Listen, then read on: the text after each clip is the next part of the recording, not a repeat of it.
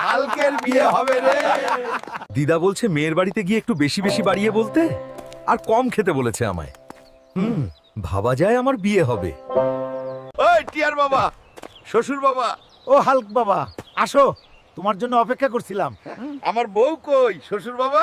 হুল্ক, মেয়েটাকে কেমন লাগলো? খুব ভালো। শ্বশুর মশাই, আমার খুব খিদে পেয়েছে, আমাকে খাবার দিন। হ্যাঁ, অপেক্ষা করো, আমি দিচ্ছি। আমায় আরো খাবার দাও। সব শেষ করে আবার খাবি? তুই তো রাক্ষস রে হাল্ক।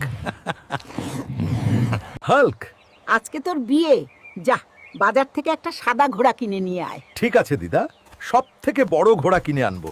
বুড়ো, আমায় একটা সাদা ঘোড়া দাও, বিয়ে করতে যাব। সাদা ঘোড়া দাম তুই দিতে পারবি না পাগলা। বাড়ি যা, মুতে শুয়ে পড়। হাল্ককে অপমান করলো। আমি ঘোড়া চেপেই বিয়ে করতে যাব।